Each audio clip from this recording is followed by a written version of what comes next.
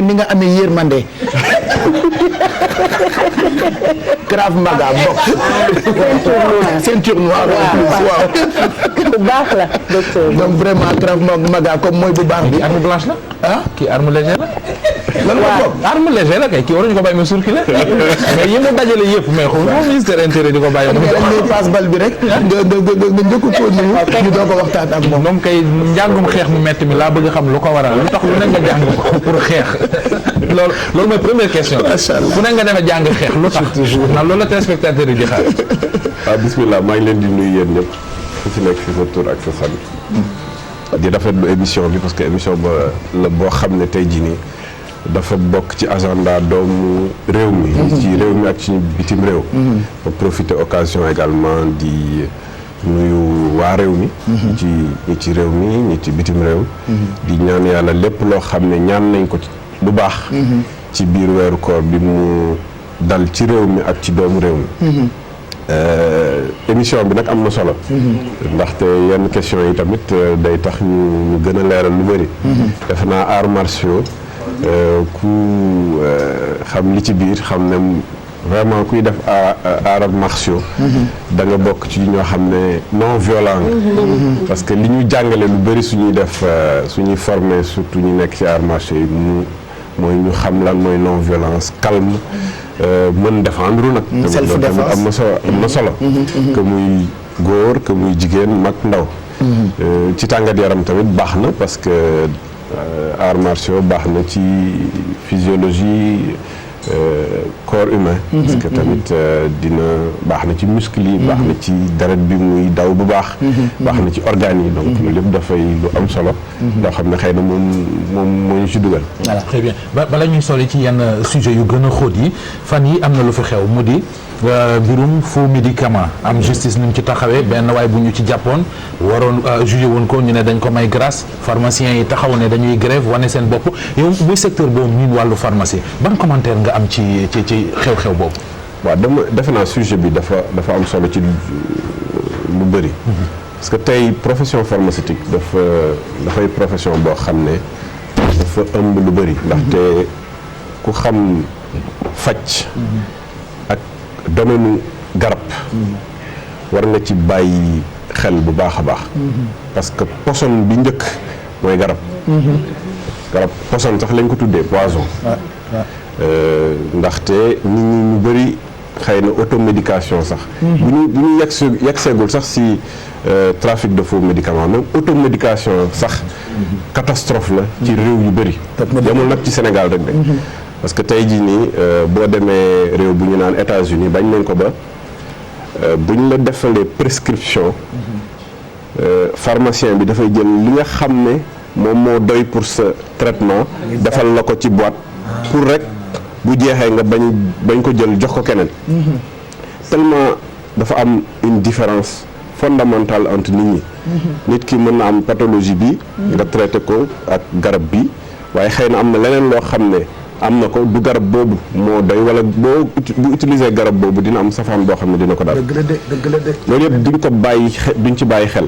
parce que fii ñëpp ay médecins lañ wala ay pharmaciens lañ. da ngay am dara rek ne mais man garab bi de baaxoon na si moom sa bopp day métti xaar ma jox la. ndax te mi ngi lay indil tolof yoo xam ne xëy na di nga ci am problème yu bëri.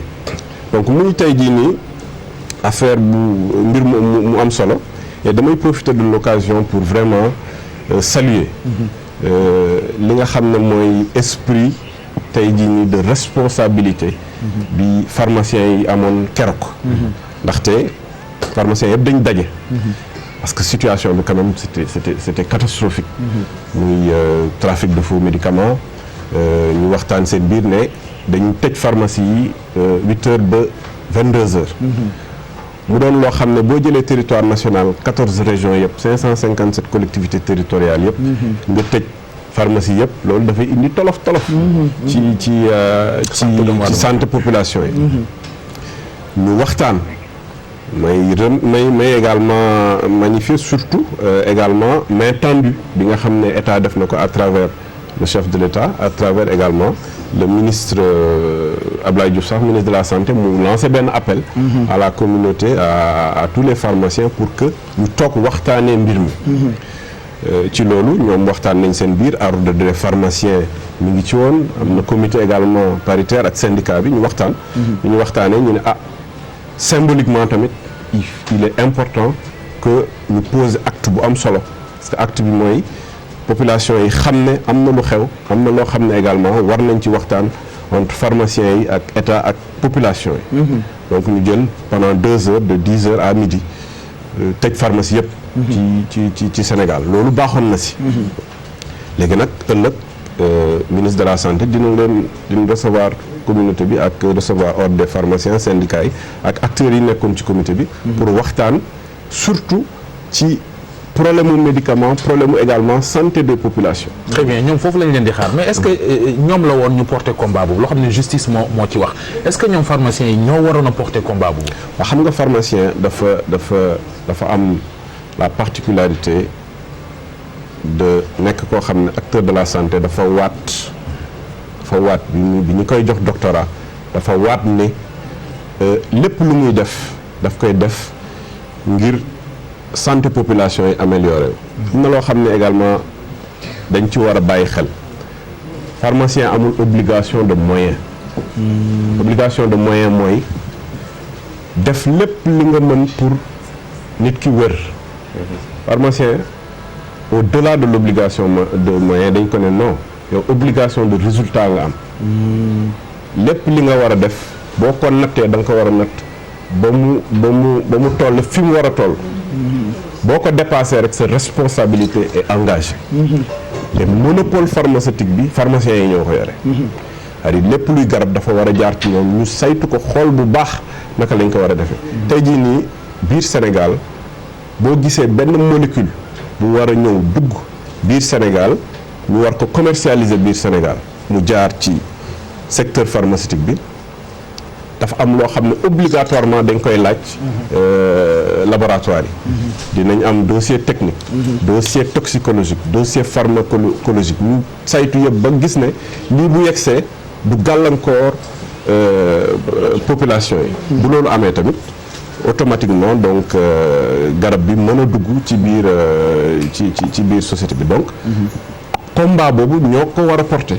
pourquoi ñoo ko war a porter parce que secteur bi ñu wax seen monopole la. beneen mbir bu aussi mooy ñu gën a mën a waxtaan ci suñu biir ak population yi. parce que sensibilisation population yi moo njëkk a am solo. parce que tey jii nii même bu amoon marché illicite si toutes les populations étaient sensibilisées xam ne lépp lu ñu jël ko ci mbedd bi jëndee ko ci mbedd bi poson la. xëy na ñooñu sax duñu am client. waxtaan également ak les dignitaires religieux waxtaan ak ñoom sensibiliser leen également sur la situation parce que également c'est des leaders d'opinion yoo xam ne tey jii nii bu ñu sensibiliser population yi. dina indi gàllankoor yooyu médicament yi donc daal loolu ñu ngi fi en tout cas ñun ñëpp ñu ngi nekk ci profession yi ñu ngi si.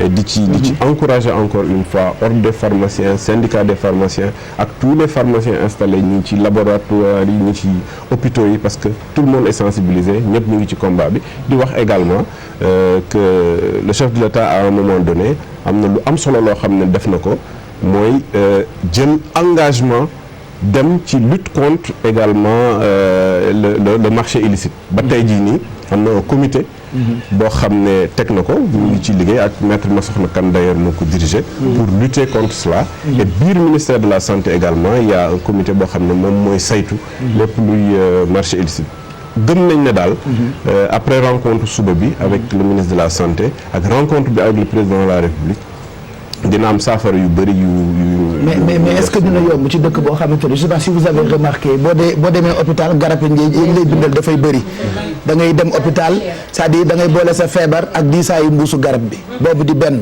est-ce que du li garab yi seer te bëri ak ñàkk moyen mooy indi peut-être dem di ko uti ci marché noir bi wala automédication bi parce que man su ma amee méttitu bopp du ma dem jëndi garab d'habitude damay ñaan ku ma may ñokket am na yeneen garab yu gën a seer yoo xamante ni pour malade am ko day jafe donc est-ce que loolu itam nekkut jafe-jafe boo xamee ni dina taxaw seen kanam bu ngeen bëggee xeex loolu nga xamee ni moo jëm ci vente illicite de médicaments. juste pour dolli la ci dara. àllu ñooro. jaan matt na fa nit. ñoo koy jënd loo piqûre buy jar 50 et quelques mille benn. pour ñu piqûre ko 15 000 lay fay. doomu baadoola bu mel comme suma baay. fu muy jëlee 60 000 yi mu fajee mattu jaan. dëgg la donc boo koy wax ay médicaments illicites ak automédication du ko dégg xam nga lu muy dégg. lu lugg mattu jaanam. dëgg la de. juste pour yow confirmer li nga xam bu bàyyi ko nag mu joxe ci xalaat man accessibilité garab yi. waaw dama bëgg ñu gën a dem ci sensibilisation ci mbirum garab. gis nga boo jëlee tey au niveau sous-régional nga def la comparaison entre le prix du médicament bi ñuy dispensé biir réew mi ak réew yi nekk aux alentours.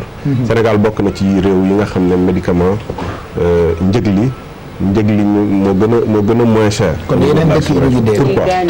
Qu'est-ce qui s'est passé en fait? Depuis les années 80. boo ñëwee au niveau de la direction de la pharmacie et du médicament. Maintenant après c'est passé direction de la pharmacie et des laboratoires, maintenant direction de la pharmacie. dafa am ay obligations yu ñuy laaj laboratoire yi. tey boo jëlee paracétamol. molécule la boo xam ne am na laboratoire bu ko découvrir bu defee 20 ans. dafay passer dans le domaine public. parce que dénomination commune internationale la. beneen laboratoire bu ñëwee mën na ko def générique. donc la majeure partie des médicaments tey jii nii dans le cadre de la recherche am na yu bees mais du bëri mais lu ci bëri c'est des génériques c'est des molécules yoo xam ne dañu jaar dans le domaine public. maintenant ku ci nekk laboratoire bu si nekk. fii docteur yaa ngi wax de manière pharmaceutique li ngay wax ni ñun comprendre luñ ko générique ak molécule. mais ba pare Mohamed balaa muy comprendre bu baax. balaa muy eggali médicament générique yi ñu ci bëri dañ koy ragal a jël parce que dañuy foog ne amul même effet que médicament bi ñu tàmm jël. et aussi am na leneen lu ma bëggoon dolli foofu mooy parfois da ngay feebar tayal dem hôpital dem ci pharmacie bi ne ko sama bopp fay metti bi jox ma garab ñu bindal la garab nga naan loolu tam bu fekkee mën nga ci ñëw après médicaments yi. waaw ce qu'il faut retenir tey jii nii le monopole de la prescription c'est le médecin bi nga xam ne moom mooy def le diagnostic bu defee diagnostic def prescription yi bu ñëwee pare prescription monopole dispensation. c'est le pharmacien. non seulement am na monopole dispensation mais également cette possibilité là de travailler dans le cadre du générique pour wàññi njëg li. wàññi njëg li c'est pas wàññi njëgu benn garab de mais nga jël garab bi molécule bi ci nekk moom moo nekk ci beneen garab waaye bii moo gën a moins cher mu wan la nekk que de bii moo gën a moins cher et que molécule bi li muy def ak dosage bi ñu ci def ak tey véhicules yi nekk ci biir loolu yëpp buñ ko boolee ñaari garab yi benn lañ. waaye bii moo gën a moins cher.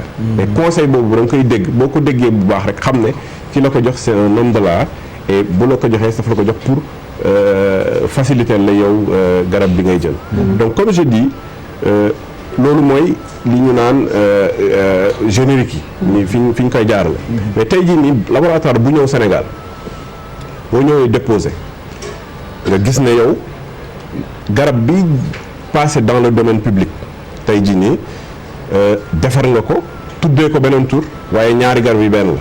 Sénégal dañu naan dañu saytu parce que am nañ fii laboratoire boo xam ne laboratoire de contrôle des médicaments. bu contrôler médicaments yi ba pare laaj le dossier yi nga xam ne moom mooy tax sa garab ñu accepté ko mu am autorisation de mise sur le marché sénégalais.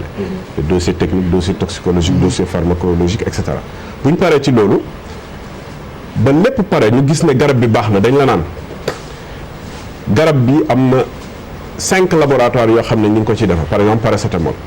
ñu ne 5 laboratoires bu si nekk prix bii la balaa ñuy accepter nga dugal ko ci marché sénégalais bi il faut que nga indi prix bi gën a moins cher sur le marché nga def ci nga gën ko wàññi encore moo tax garab bu ñu molécule bu dugg rek bu ñu accepter vérifier ko finalement on est laboratoire bi est obligé de prendre le prix le moins cher donc c'est pour ça que xëy na cher na parce que tamit faj moo mel noonu waaye tamit bu ñu defee la comparaison dañu gis que ne la politique du médicament politique la boo xam ne day permettre tamit diminuer surtout les prix par rapport à la situation des populations. yéen ban politique ngeen teg surtout dans les zones frontalières nga xamante ni foofu la ñuy vente illicite médicaments yi gën a yombee accès bi dugg bi di gën a yomb ci au niveau de l'intérieur du pays ban politique ngeen teg bu nga xamante ni dina mën a jàppale population yi pour éviter vente illicite médicaments yi.